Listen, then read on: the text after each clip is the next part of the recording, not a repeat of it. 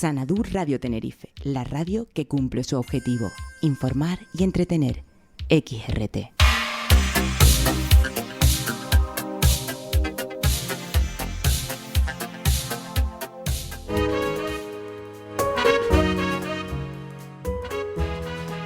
Les doy la bienvenida a este espacio donde abrimos una ventana múltiple. Nos escuchas a través de Xanadu Radio Tenerife, nos ves a través de Canal 10 Televisión y a través de la plataforma Facebook. Nuestro invitado de hoy es Enrique Carrasco, profesor en el grado de Comunicación Publicitaria de la Universidad Europea de Canarias. Muy buenos días, Enrique. Buenos días, ¿qué tal están? Encantada de tenerte en el programa. 1.000.000 de gracias por acudir porque tienes información muy importante que darnos.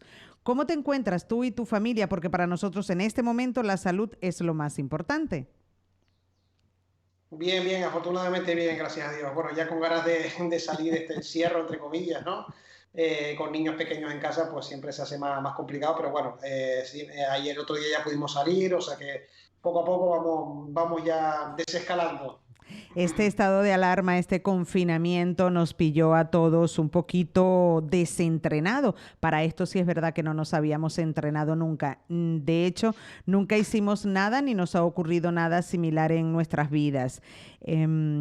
Para la universidad, ¿qué ha significado esto y cómo llevas las clases? Pues afortunadamente la Universidad Europea ha trazado un plan institucional de adaptación curricular y académica a la nueva situación.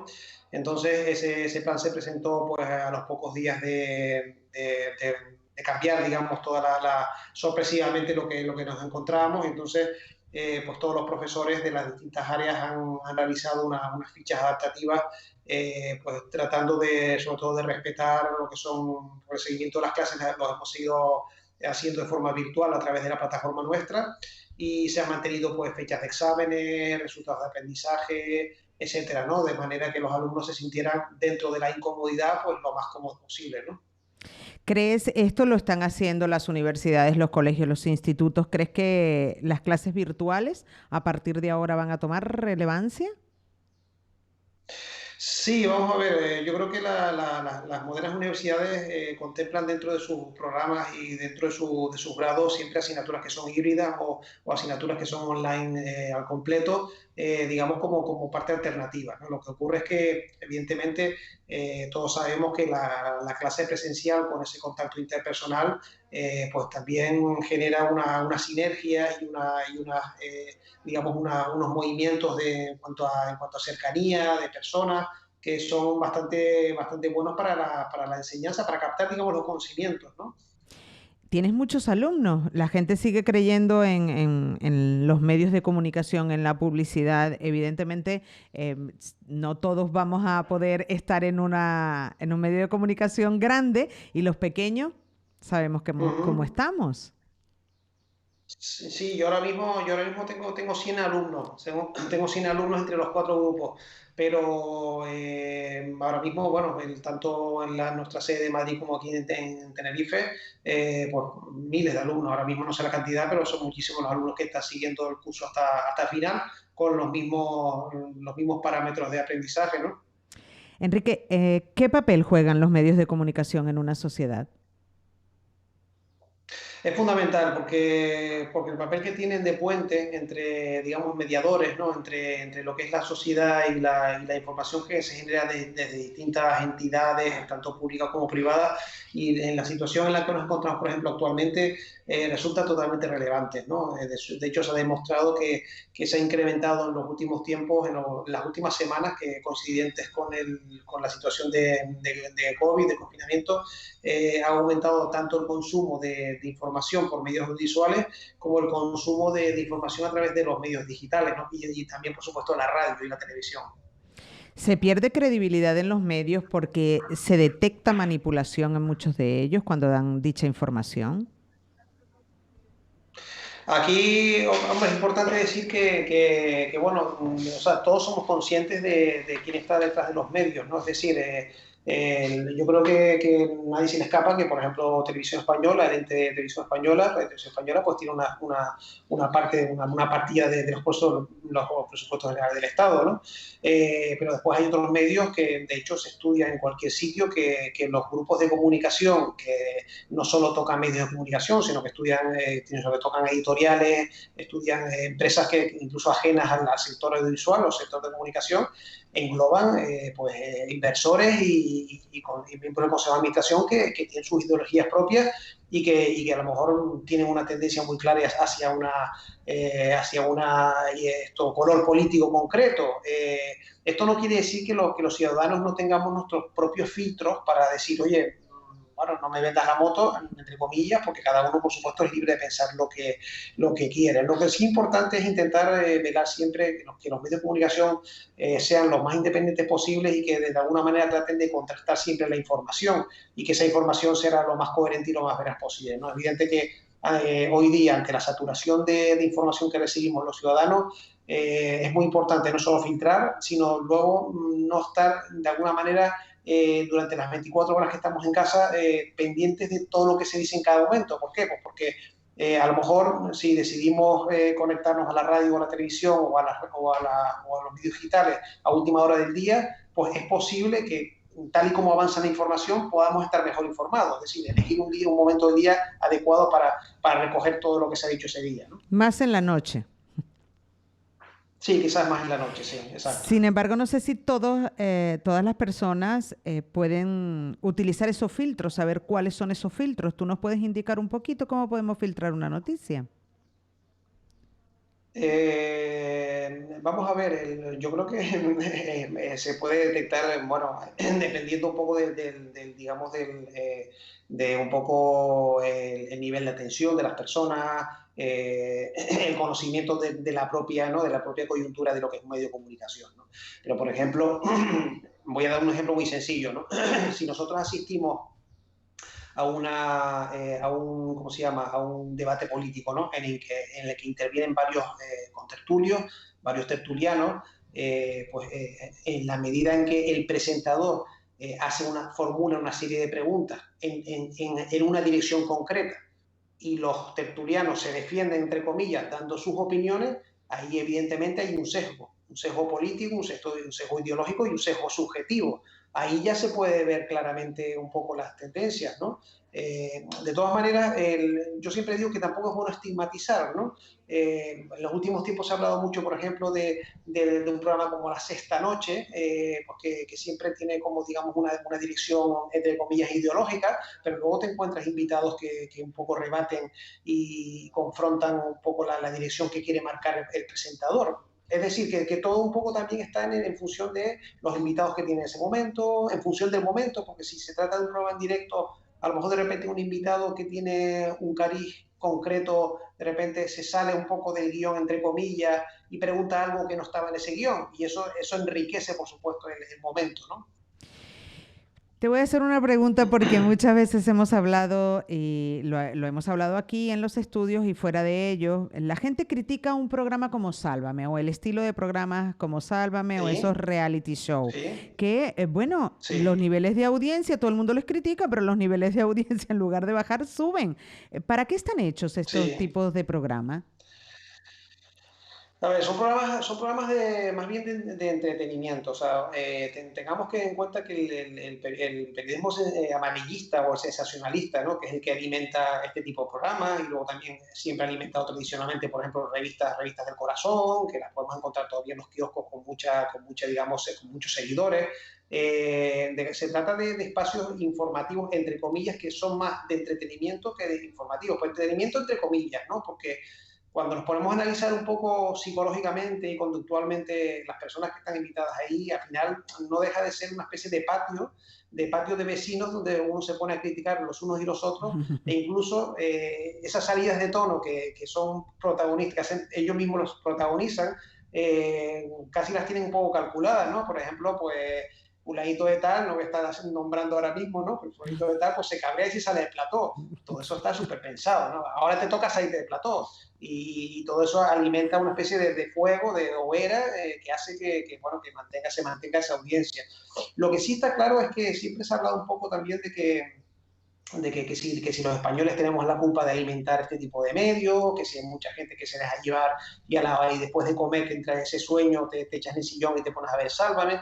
Yo pienso que también de alguna manera los medios de comunicación, desde el punto de vista de quienes gestionan sus contenidos, sus parrillas, deberían de también poner un poquito de acento en intentar, entre comillas, redireccionar un poquito a veces los contenidos. Es decir, pensar en programas más de tipo didáctico. Por ejemplo, hasta no hace muchos años que había, bueno, ya saben que las cadenas privadas se dieron de alta en España, empezaron a operar en el año 1989, pero incluso no hace tantos años todavía se podía ver en las parrillas bastante abundancia, por ejemplo, de documentales. Actualmente ya no encontramos fácilmente documentales, a no ser que nos vayamos a las cadenas temáticas tipo las de National Geographic, etcétera, etcétera, que nos aportan directamente unos canales temáticos con esos contenidos, ¿no? Entonces, claro, ¿qué pasa? Que al final nuestros niños, jóvenes, mayores, etcétera, estamos un poco condenados a seguir unos contenidos que son un poco light, son un poco amarillos, no nos aportan nada y quizás a lo mejor pues, nos favorece un poco ese adormecimiento de después de comer, que hay mucha gente que lo usa para eso, ¿no? No sé. Enrique, por ejemplo, la parrilla de programación de los medios de comunicación televisivos en España o en cualquier lugar del mundo habla de la educación de su pueblo. Con el solo hecho de echar un vistazo, ¿sabemos cuál es la educación del pueblo de ese país? ¿La cultura? Vuelvo un poco también a conectar con lo que comentaba antes, es decir, hay una conexión con lo que ve el pueblo, porque el pueblo hay una sinergia, ¿no?, entre lo que demanda, lo que se ve y lo que realmente la televisión ofrece, porque además incluso los anunciantes dicen, bueno, esto tiene audiencia, pues vamos a por ello, ¿no? Pero ¿qué es lo que ocurre? Que si de alguna manera se puede tomar un poco más de conciencia desde el punto de vista de quien programa, de quien diseña esos contenidos de las parrillas, puede de alguna manera reorientar, reenfocar, decir, oye, vamos a no darle tantas horas a estos programas, vamos a incorporar algunos programas o píldoras incluso más pequeñas, con un poquito más de divulgación, un poquito más de fines didácticos, un poquito más de, digamos, de poder crearnos un argumentario, un universo más constructivo en cuanto al enfoque de la vida, pues eso sería mejor, ¿no? Incluso hasta dentro de lo que es género informativo, dentro de lo que son los noticieros, etcétera, se podría pensar en crear pues un apartado que fuera más didáctico, más de educación para la ciudadanía o más de digamos, de tipo social, ¿no? De hecho, cuando analizamos desde el punto de vista de la comunicación, la diferenciación entre los dos bloques, ¿no?, las hard news, que están formadas por la economía, la política, los sucesos, y las soft news, que son la cultura, la sociedad, etcétera, etcétera, pues ya ahí el presentador ha pasado de un rictus serio a un rictus más un poco de risa, ¿no? Bueno, pues no, porque una noticia cultural tiene que producir risa, ¿no? No sé si más o menos me entiendes lo que te comento, ¿no? Es decir, habría que darle un poco la vuelta a cómo está concebido todo este tema, ¿no? Bueno, y cuando hablábamos hace aproximadamente unas 2 décadas, 3, cuando hablábamos de medio de comunicación, pensábamos radio, televisión, prensa escrita, prensa digital. Ahora medio de comunicación puede ser una red social. Sí, un medio de comunicación puede ser una red social. Lo que pasa es que las redes sociales hay que, digamos, verlas, digamos, buscar el enfoque más adecuado, ¿no?, para cada situación. Es decir, hay empresas, tanto públicas como privadas, pero me voy a referir más a las privadas, que a lo mejor en lugar de tener una web corporativa normal donde informa de lo que es esa entidad, tiene simplemente un enlace a su perfil de Twitter, Facebook, Instagram, etcétera, y ahí explica un poco, de alguna manera, quiénes somos, ¿no? A partir de ahí empieza a generar información y publicaciones que van circulando en esas redes sociales. ¿Qué es lo que ocurre? Que yo nunca recomiendo, se lo digo a los estudiantes, por ejemplo, nunca recomiendo el acudir solo a las fuentes que recibimos directamente en las redes sociales, porque dentro de esos muros se incorporan muchas veces noticias que son fake news, es decir, noticias falsas, bulos o falsos bulos, es decir, los bulos que circulan por ahí que después se demuestran que no son realidad. Entonces, de alguna manera se alimenta un espacio virtual que ahora no se está usando mucho por el tema de confinamiento, de que no tenemos relaciones interpersonales, y que al final es un poco deslavazado, ¿no? Entonces, yo siempre recomiendo, bueno, siempre que ustedes, en lugar de leer un periódico digital o la versión de un periódico digital, como puede ser, por ejemplo, El País, El Mundo, El Diario de Aviso, El Día, o cualquier periódico que podamos tener acceso digitalmente, pues si esas noticias están compartidas en las redes sociales, intenten de alguna manera alimentarse de esas noticias también, porque cuando esas noticias provienen de los periódicos digitales, provienen de lo que es un poco esa regla un poco religiosa del periodismo, que es el contrastar la fuente, evidentemente, ¿no? O sea, no es lo mismo recibir una noticia y una información a través de una fuente que no sabemos quién, incluso a veces ni siquiera aparece el autor de esa fuente, de esa noticia, que compartir una noticia que ya nos viene de un diario digital y que tiene, entre comillas, un poco más de fiabilidad, ¿no? Enrique, después de este confinamiento, cuando nos digan abran la puerta y ya pueden salir, que tú lo estás deseando, me has dicho que tú ya lo estás deseando, y tus niños también, vamos a encontrar un mundo muy diferente al que teníamos. En todo caso, como profesor de universidad, ¿se entendería que aparecieran nuevos grados, nuevas carreras? No lo sé, me planteo eso y no Es tengo posible. respuesta. Yo ayer hablaba invité a la clase que yo tenía, invité a Alfredo Medina, que seguramente ustedes lo conocerán, que es el Sí. responsable de comunicación de Corte Inglés, Uh-huh. y nos decía un apunte como muy sabio, muy certero, ¿no? Es decir, a las famosas 4P del marketing, ¿no? Que son el producto, la promoción, el placement, o sea, el de la distribución y el precio, se le va a añadir una quinta P, que es la P de la protección. Es decir, cuando nosotros vamos a un aeropuerto, y él puso el ejemplo claro, ¿no?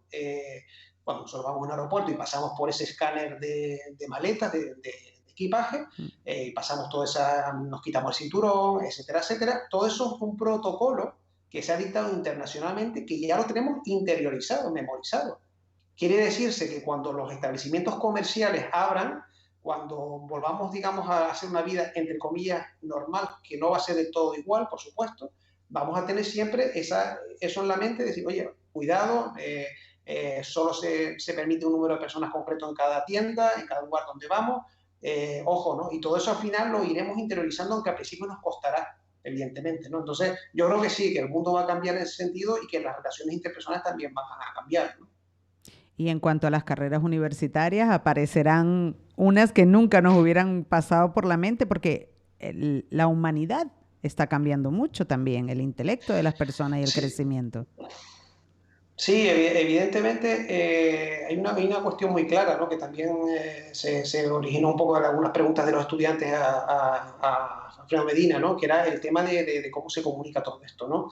Claro, porque por una parte tú puedes comunicar en redes sociales o puedes, perdón, hacer, digamos, previamente alguna entrevista en un medio, etcétera, en la que tú explicas un poco cómo se va a comunicar a la gente estos cambios, ¿no? Pero luego a lo mejor hay personas que no han visto eso, que van directamente al establecimiento y que tienen que simplemente acatar una serie de protocolos, ¿no?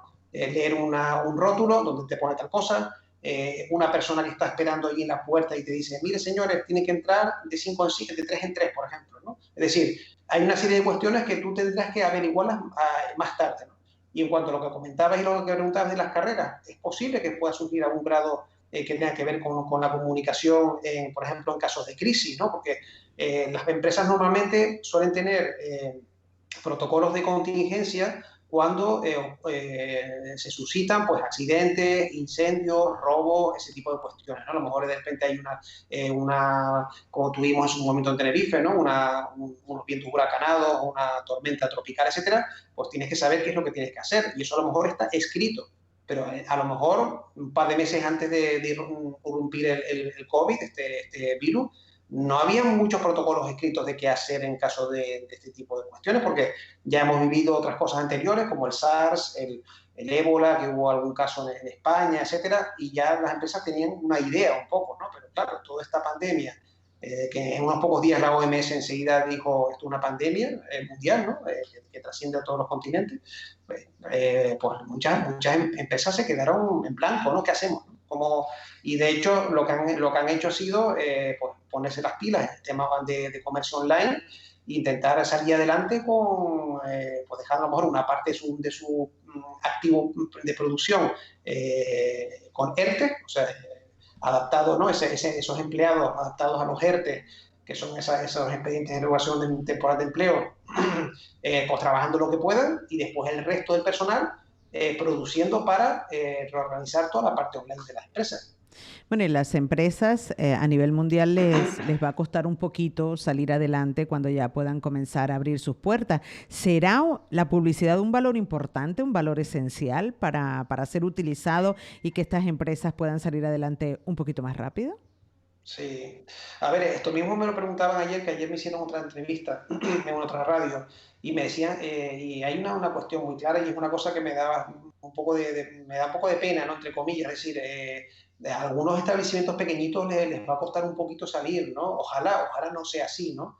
Pero, por ejemplo, pues pequeños talleres, pequeños comercios de víveres, por ejemplo, cafeterías pequeñas, aparte de tener que, de hecho, el otro día veía yo en la televisión una imagen de una cafetería que no era muy grande, que tendría a lo mejor pues 8 o 10 mesas, y esas mesas pues ya le estaban instalando unas cristaleras especiales para cuando se pueda acudir a esos sitios, pues tener ya una protección de entrada con una cristalera o una pantalla transparente, ¿no? Pero, por ejemplo, cafeterías, pequeños talleres, pequeños comercios de víveres, pues van a tener que hacer un boca a boca muy fuerte. Si no tienen montado ya sus propias redes sociales, a lo mejor ellos mismos o con familiares, pues tendrán que hacer un boca a boca muy fuerte para poder, digamos, volver a traer a ese cliente, diciéndole de antemano, informándole de antemano o allí mismo in situ, de que las condiciones higiénicas y de atención al cliente van a ser las óptimas, no va a haber ningún tipo de peligro de contagio, ¿no? En algunas ocasiones habrá que informar en ese momento, ¿no? Y en otras ocasiones habrá que estrujarse un poco la mente para ser creativo y a lo mejor decir, bueno, pues voy a poner en estos primeros días de apertura pues una oferta especial para atraer clientes, unos descuentos especiales, etcétera, etcétera. Enrique, ¿el mejor canal para hacer publicidad es la red? ¿Ha desplazado un poco a lo que es televisión, radio, toda esa publicidad que podemos ver a través de la autopista cuando vamos conduciendo? ¿Lo mejor es la red? A ver, ahora mismo, por ejemplo, el tema, evidentemente, de la publicidad exterior, las vallas ha decaído bastante, ¿no? Ante la evidencia de la falta de circulación de vehículos, es totalmente lógico, pero la red es un elemento muy importante, teniendo en cuenta que la accesibilidad que tenemos a la información pasa muchas veces por nuestro propio móvil y nuestras tabletas, es decir, ahora mismo estamos conectados siempre por el móvil, entonces es lógico que tengamos mucho acceso a las redes. Lo que yo creo es que el papel complementario de los medios de comunicación tradicionales, radio y televisión, va a seguir estando ahí. Siempre ha habido un debate con si el fin de los medios tradicionales, etcétera, ¿no? Todo es relativo, todo se va adaptando, todo se va hibridando, ¿no? Pues el hecho de poder, de que tú me estés entrevistando a través de Skype o de que a lo mejor una página web que vincula a la red de ustedes pueda en streaming el propio usuario escucharlo. El hecho de que, por ejemplo, de que la televisión también se pueda ver a través de una pantalla integrada en una página web. Todos los medios, digamos, están cambiando, pero creo que se complementan, ¿no? Decían que el fin de los libros impresos lo teníamos en la vuelta de la esquina y la gente sigue comprando libros impresos, ¿no? Sí, bueno, en fin, de hecho todo que es la un poco radio debatible, ¿no? desaparecería cuando apareció la televisión. Yo no sé, corrígeme si me equivoco, pero en un momento determinado escuché que las vallas estaban prohibidas, sobre todo porque, bueno, yo puedo ir conduciendo y la distracción para querer leer una valla, producir un accidente. De hecho, no sé si ya son legales. Vemos muchas vallas en las autopistas y en las carreteras aquí en Canarias, pero es que además, y yo no sé si esto es una competencia que debería estar totalmente prohibido, vemos invernaderos a pie de autopista que ponen publicidad. De hecho, vemos que paredes de invernadero, paredes de edificio, incluso de estanques, tienen publicidad y ponen, publicitan el que puedes hacer publicidad allí. Ponga su publicidad aquí, número de teléfono. ¿Cómo se puede hacer esto y cómo se puede soportar y Sí. por qué se permite? Vale. Todo esto tiene digamos, tres grandes, o sea, tres formas de contestarlo, ¿no? Esta pregunta, ¿no? Por un lado, el tema de que aparezcan rótulos en lugares que aparentemente, entre comillas, no debería estar autorizados. Por supuesto, esto debería obedecer una regulación En el caso de ver, por ejemplo, una valla en un lateral de un edificio completo o en un invernadero, como tú comentas, seguramente habrá sido un trato directo, una negociación directa entre el anunciante agencia más propietario de ese sitio, cosa que debería estar regulado, evidentemente. Por otra parte, el hecho de que las vallas estén prohibidas o no, evidentemente ustedes saben que, por ejemplo, aquí en Tenerife, en los años 60 y 70, pues hubo un reparto del pastel, es decir, grandes agencias de publicidad, las más grandes, las más gordas, pues desarrollaron ellos, implementaron su propio soporte y los colocaron en distintos lugares estratégicos. En los últimos años otras agencias han cogido alguna que otra valla que ha quedado por ahí o han creado sus propias vallas. Eso tuvo una regulación, pero al margen de esa regulación de publicidad exterior, debería de presionarse un poquito más para que la regulación en cuanto al contenido, ¿no? Es decir, lo que comentabas tú antes de peligro, ¿no? Que una persona pase conduciendo y una imagen o un texto excesivamente largo pueda producirle pues, una distracción al volante. Por supuesto que estoy totalmente de acuerdo. En ese caso habría que presionar para que el regulador, o sea, dentro de la legislación de la publicidad, se incrementara en torno al concepto denominado a lo que se llama la condensación semántica, es decir, que hubiera un número limitado de palabras o de mensajes textuales, por ejemplo, pues una imagen se ve prácticamente en segundos, ¿no? Pero que las palabras estuvieran limitadas. ¿Para qué? Pues para evitar distracciones, pues para que a lo mejor no es lo mismo un eslogan que contiene 3 palabras que un texto que contiene 15, ¿no? Bien, una imagen dice más que 1000 palabras fue la frase que más se me repitió en la universidad cuando saqué el título de publicista y no sé si en la actualidad, porque ya estoy un poco mayor, sigue siendo así. O sea, yo conduzco y veo una imagen y luego cuando ya aparco busco ese nombre o esa imagen a través de las redes sociales y ya tengo todo el contenido. Sigue siendo importante una imagen más que 1000 palabras. Sí, sí, evidentemente lo tenemos claro, ¿no? Yo porque soy bastante, a mí particularmente es un canal que me gusta mucho, ¿no? La publicidad exterior. Entonces creo que realmente todo se está reinventando, todo se está readaptando a los nuevos tiempos y, y actualmente, por ejemplo, están funcionando bien las pantallas de publicidad dinámica, tipo las que distribuye la compañía Más LED, por ejemplo, en distintas zonas de Tenerife, y La Laguna, por ejemplo, Santa Cruz de la Laguna, que son, incorporan spots publicitarios que duran 10 segundos, que por cierto algunos alumnos nuestros pudieron emitir un spot ahí, fue bastante divertido la experiencia, entretenida. Y bueno, y esos spots, la gente los ve rápido, hay mucho contenido textual, pero es que es distinto porque vamos a ver, al ser una publicidad dinámica y estar colocados muchas de esos soportes digitales en sitios donde hay semáforos o en sitios a lo mejor donde pasa el tranvía, la gente que está en el tranvía no está conduciendo, pues tiene un poquito más de tiempo, entre comillas, para leer sin que haya peligro, en ese sentido, ¿no? Vamos a ir finalizando porque tampoco te podemos quitar mucho tiempo, pero queríamos saber, porque nos has dicho que el consumo de información ha aumentado por la llegada de la pandemia, pero ¿lo estamos haciendo bien? ¿Los medios de comunicación de este país lo están haciendo bien cuando atendemos al COVID-19? Porque al fin y al cabo la gente está en casa y lo primero que hace es encender el televisor o la radio a ver qué información le van a dar. Vamos a ver, yo creo que ahí es difícil hacerlo de una manera distinta, ¿no? A ver, si yo me viera en la responsabilidad de ser director de un medio, ahora mismo no tendría muchas oportunidades o alternativas de hacerlo de una manera diferente, entre comillas. Se puede mejorar, como todo, ¿no?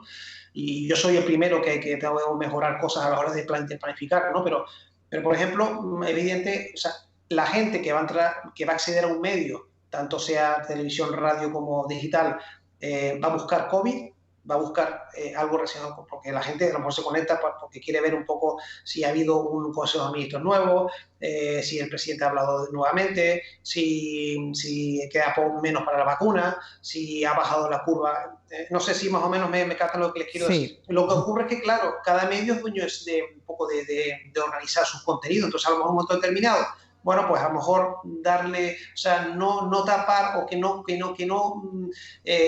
englobe tanto espacio, tanto de tiempo como de físicamente en las noticias del COVID, ¿no? Sino que también hay otras noticias que que hay que sacarlas adelante y todo tiene que seguir de alguna manera fluyendo, ¿no?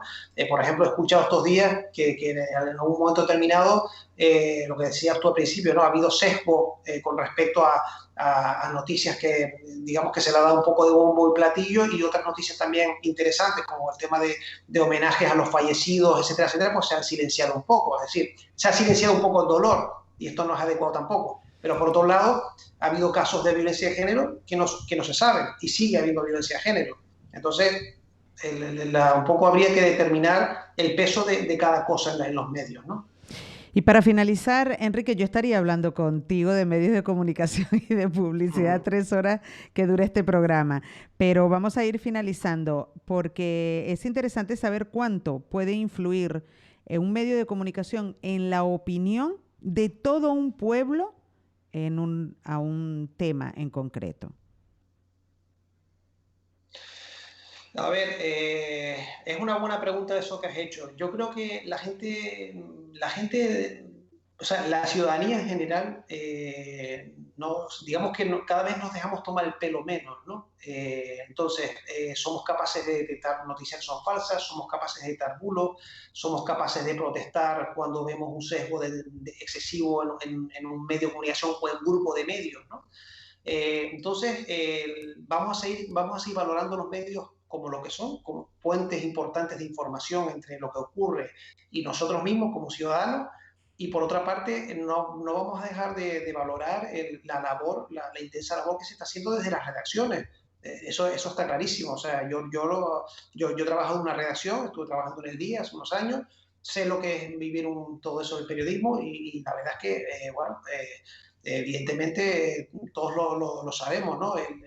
Lo difícil que es, porque ya la gente no te concede entrevistas, no se puede conceder entrevistas directamente, sino que tiene que ser todo a través de pantallas o teléfono, y entonces, bueno, pues esa labor es totalmente muy valorable, ¿no? Enrique, a veces me pregunto que si cada día abro este programa con una frase en concreto y mi audiencia es muy amplia, tal vez en el sur de la isla de Tenerife y allí donde nos escuchen a través de las diferentes plataformas por las que salimos, se convertirá en una frase habitual porque en la repetición está el éxito. ¿Crees que eso es posible hacer desde un medio de comunicación? Sí, vamos a ver, por supuesto. Está clarísimo que hace cosa de una semana o 2 semanas se replanteó un poco el discurso y se quiso darle la vuelta a la tortilla, ¿no? Se quiso, bueno, pues ahora vamos a decir no los números fallecidos, sino que vamos a insistir en el número de curados, de pacientes curados. Vamos a empezar por ahí, vamos a darle la vuelta, ¿por qué no? Empezar a pensar en lo positivo, en que queda menos para que podamos ir saliendo a la calle, ese tipo de cuestiones. Pues creo que sí, que sería importante ir por ahí, ¿no? A eso me refería, y 1.000.000 de gracias por tu respuesta, por esta y por todas las anteriores. Te mandamos un abrazo muy grande y esperamos que esto termine pronto para que vengas a los estudios, te sientes aquí con nosotros y hablemos un poquito más. Sí. Hasta la próxima. Encantado. Gracias.